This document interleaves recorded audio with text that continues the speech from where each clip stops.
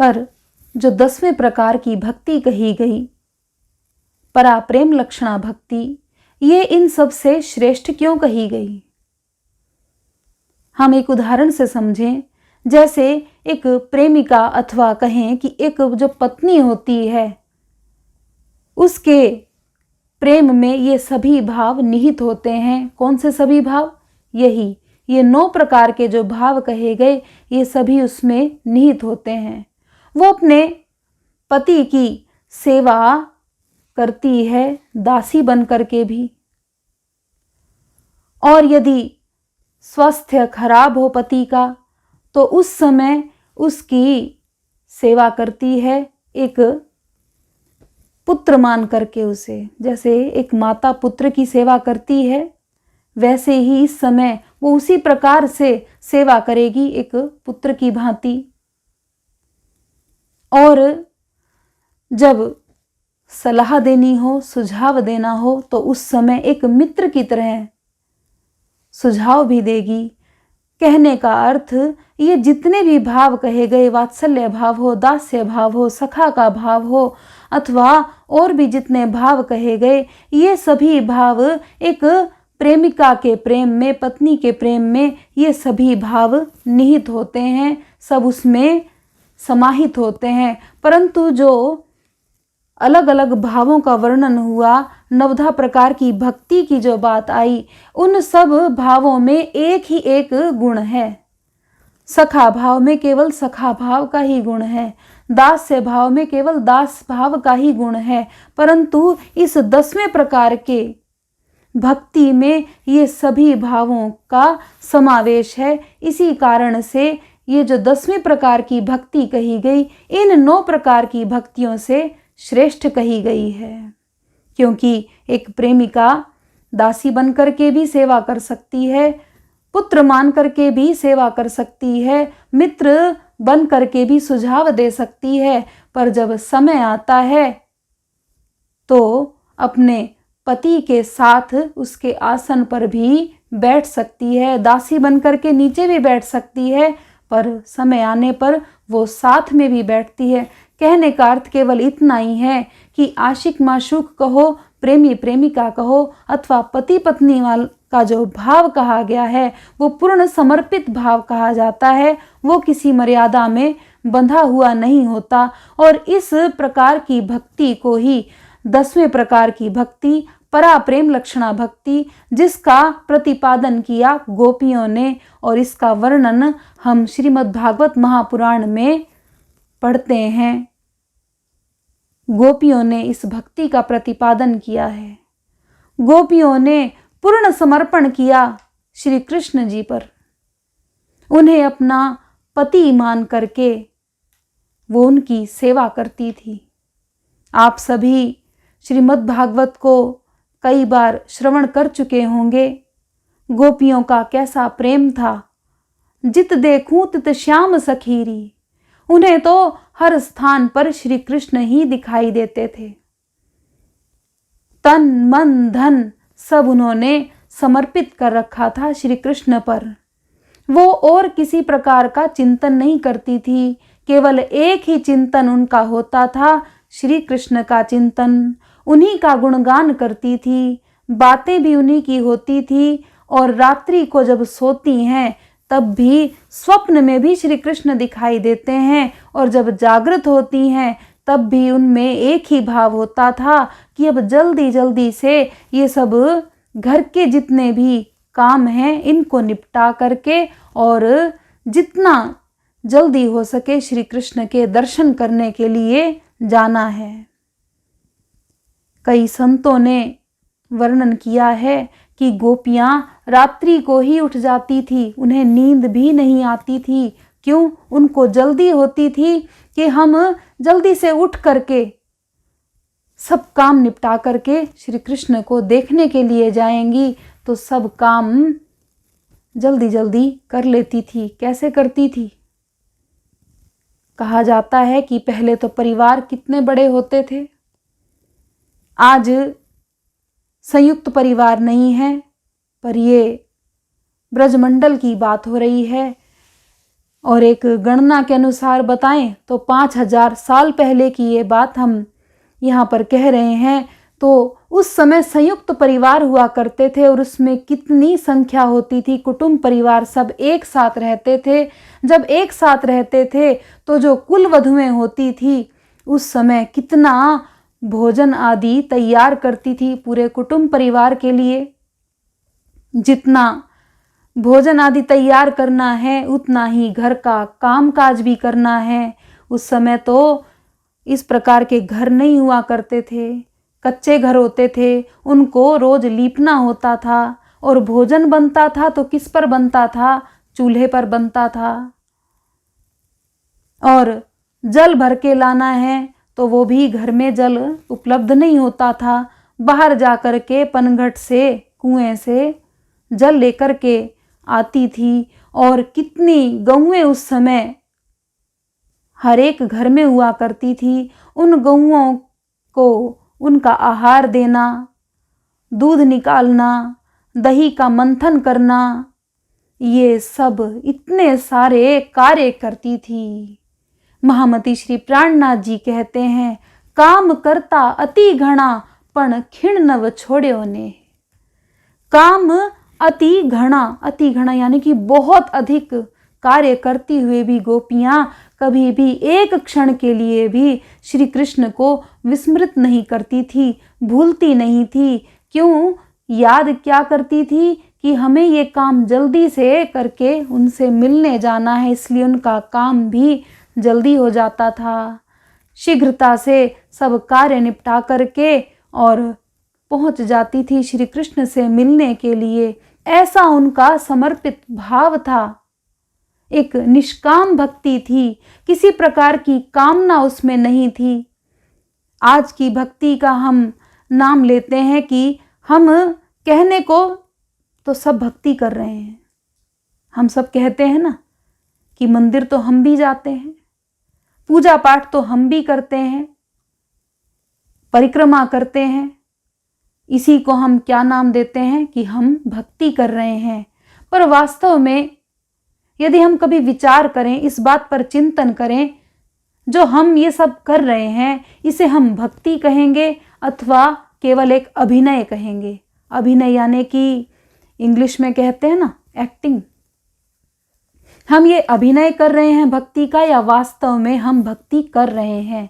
क्योंकि यदि हम अपना मिलान करें गोपियों की भक्ति के साथ में तो क्या हमारा मिलान हो पाता है? गोपियां कैसी भक्ति कर रही थी? गोपियों की भक्ति कैसी? दिन रात एक ही नाम रटन करती रहती थी। उनका घर परिवार कितना बड़ा था, उनके पास काम कितना था। और आज हम देखें हमारा कितना घर परिवार बड़ा है, हमारे पास कितने काम हैं। आज का युग तो मशीनी युग कहलाता है, सभी काम तो मशीन से हो जाते हैं। पर फिर भी हम कहते हैं कि मंदिर जाने का समय नहीं है, पाठ करने का समय नहीं है, भजन करने का समय नहीं है, उनका नाम लेने का हमारे पास समय नहीं है। क्योंकि भक्ति में हमने पहले ही जैसे कहा कि भक्ति में सबसे पहले भाव की जरूरत होती है। आज हमारे अंदर भाव की कमी है, इसी कारण से हम भक्ति का वर्णन तो सुन रहे हैं, 9 प्रकार की भक्ति, 10वें प्रकार की भक्ति, पर हम कभी अपने इस बात पर विचार करें कि हम में ये 9 प्रकार की भक्ति है कि 10वें प्रकार की भक्ति है, या केवल भक्ति का अभिनय मात्र है, एक एक्टिंग है, पर भक्ति वास्तव में नहीं है। ये जो सर्वश्रेष्ठ भक्ति, सर्वोपरि जो भक्ति कही गई, 10वें प्रकार की भक्ति गोपियों ने जो जिसका प्रतिपादन किया, ऐसी भक्ति इसे कहा जाता है वास्तव में भक्ति। और इन गोपियों के कारण ही श्रीमद्भागवत महापुराण को परमहंस संहिता कहा गया। क्योंकि भक्त तो इस संसार में बहुत हुए, करोड़ों की संख्या में हुए, हर एक देश में हुए, सब स्थानों पर हुए, पर जैसी भक्ति, जैसा प्रेम गोपियों का श्री कृष्ण के प्रति था, जो उनका समर्पित भाव था, ऐसा समर्पित भाव आज तक भी किसी का देखने में नहीं आता। इन्हीं के कारण परमहंस संहिता कहा गया। कहने को तो हम भागवत में कहते ही हैं, सुनते भी हैं, और भागवत में संतों के द्वारा ऐसा वर्णन सुनते हैं ना कि गोपियों ने कभी शास्त्रों को पढ़ा नहीं था। गोपियां कैसी थी? अनपढ़ थी, एक अक्षर भी लिखना नहीं जानती थी, पढ़ना नहीं जानती थी, पर उनको फिर भी ज्ञान था, बिना शास्त्र पढ़े भी ज्ञान था। क्या ज्ञान था? महामती श्री प्राणनाथ जी ने एक स्थान पर कहा है, तुम दुल्हा मैं दुल्हनी और ना जानू बात, इसक सो सेवा करूं सब अंगों साक्षात। ये सबसे बड़ा ज्ञान है। और एक स्थान पर महामती श्री प्राणनाथ जी कहते हैं, इसक बड़ा रे सबन में ना कोई इसक समान। इसक यानी कि इश्क, प्रेम, जो कि गोपियों में है। वो प्रेम, उस प्रेम के कारण ही वो इतना बड़ा ज्ञान रखती थी जो उस समय किसी के पास नहीं था। वो अपना दूल्हा यानी कि अपना पति, आत्मा का मालिक मान करके, आत्मा का पति मान करके श्री कृष्ण को, और स्वयं को उनकी दुल्हन मान करके उनकी भक्ति, उनसे प्रेम करती थी। और इसक सो सेवा करूं सब अंगों साक्षात। उनकी सेवा इस प्रकार से करती थी। भक्ति, सेवा, भजन, साधन, साधना, ये सब कहने को अलग अलग शब्द हैं, ये सब एक के ही अंतर्गत आते हैं, उस प्रेम के अंतर्गत जो गोपियों का श्री कृष्ण के प्रति था। हम अपने प्रसंग पर वापस आए कि कहने को गोपियां अनपढ़ थी, कुछ भी नहीं आता था, पर सबसे बड़ा ज्ञान उनके पास था। और भागवत का हम अर्थ समझें, भागवत में 4 अक्षर आते हैं, भक्ति, ज्ञान, वैराग्य और त्याग। तो हम भक्ति का ही समय वर्णन कर रहे हैं। तो भक्ति में सर्वश्रेष्ठ किसकी भक्ति कही गई? गोपियों की। और उसके बाद ज्ञान की बात आई तो सबसे बड़ा ज्ञान किसमें था? तो वो भी गोपियों में। और इसके बाद बात आती है वैराग्य की। वैर यानी कि इंद्रियों के सुखों से बैर होना, और राग यानी कि प्रेम। प्रेम किससे? उस परमात्मा से प्रेम होना। ये वैराग्य किसमें था? तो आप सबने अभी सुना, ये वैराग्य गोपियों के अंदर था। किसी प्रकार की कोई कामना नहीं थी। इतना अधिक परिवार, संतान होते हुए भी किसी भी प्रकार की उनके साथ में संबंध था, पर उस संबंध में आसक्ति नहीं थी। आज हम भी उन संबंधों का पालन करते हैं, पर संबंध भी है हमारा और साथ में आसक्त भी हो गए हैं। पर गोपियां उन संबंधों का पालन करते हुए भी किसी भी संबंध में आसक्त नहीं थी, उनके अंदर डूबी हुई नहीं थी, वैरागी थी। घर गृहस्थी में होकर के भी वैराग्य धारण कर रखा था। और जब समय आया तब इस संसार का त्याग भी कर दिया। आप सब सुनते हैं ना भागवत में कि जब श्री कृष्ण ने वंशी नाद किया, वंशी सुनी प्राण हरे। जैसे ही वंशी की नाद सुनी, वंशी का स्वर सुना, तो उसी समय गोपियां जिस अवस्था में भी थी, कोई अपने पति को भोजन करवा रही थी, कोई अपने बालक को स्तनपान करा रही थी, जिस अवस्था में थी उसी अवस्था में जो कार्य था उसे वहीं छोड़ करके और इस संसार को गोपद वच्छ करके, यानी कि क्षण मात्र भी नहीं लगाया इस संसार का त्याग करने में और छोड़ करके, और अपने प्राण प्रियतम श्री कृष्ण से मिलने के लिए आतुर होकर के, व्याकुल होकर के निकल गई। तो भागवत वास्तव में गोपियों का प्रेम है। भागवत एक कथाओं का ग्रंथ नहीं है कि उसमें कुछ कथाएं याद कर लो तो हम भागवत जान गए, यही भागवत है। भागवत तो गोपियों के प्रेम से बनी हुई है। जैसा आपने सुना ना अभी, ये जो अक्षर हैं भ ग व त, भक्ति ज्ञान वैराग्य त्याग, इसकी प्रतिमूर्ति हैं गोपियां।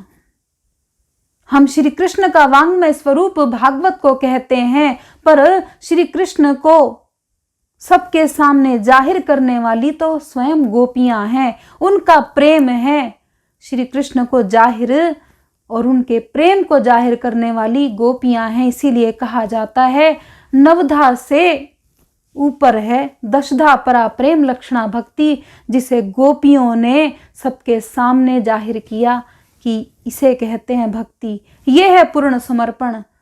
तो आज हमें इस चर्चा को सुन करके हमें चिंतन करना है, विचार करना है कि हमारी भक्ति किस प्रकार की है।